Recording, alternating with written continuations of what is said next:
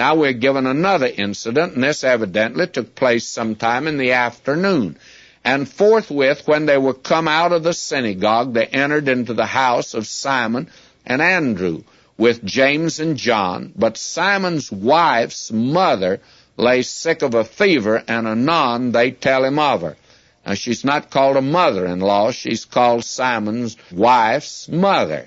My mother-in-law used to call my attention to that was the nice way of saying it, and I'm sure it was. Verse 31, and he came and took her by the hand, and he lifted her up, and immediately the fever left her. She ministered unto them. Now, this is another miracle already, and it took place that same day. And then verse 32, and at even. Now, we've come through the day, and it's in the evening. When the sun did set, they brought unto him all that were diseased, and them that were possessed with demons. Now, Mark's going to do the same thing that Matthew did. Call your attention to the fact that we have only very few incidents of him healing.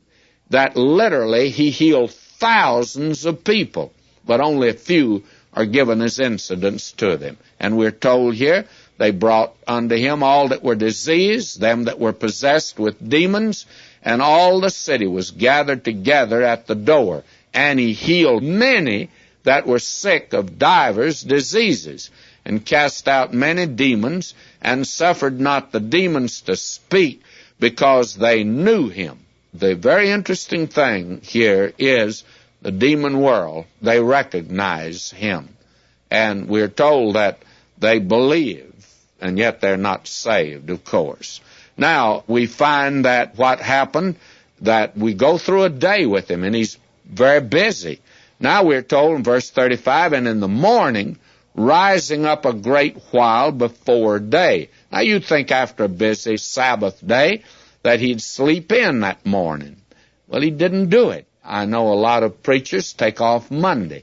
They want to rest after a busy Sunday.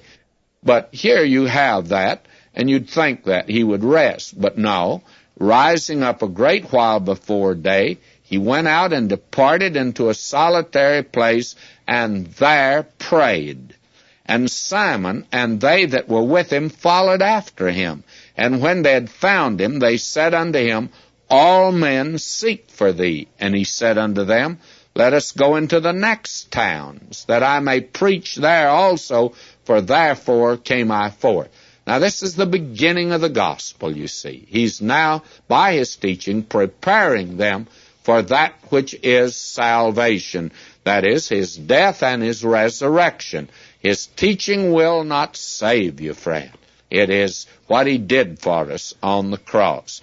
Now, we find that he wants to cover that entire territory in his 3 years' ministry. Verse 39, and he preached in their synagogues throughout all Galilee and cast out demons.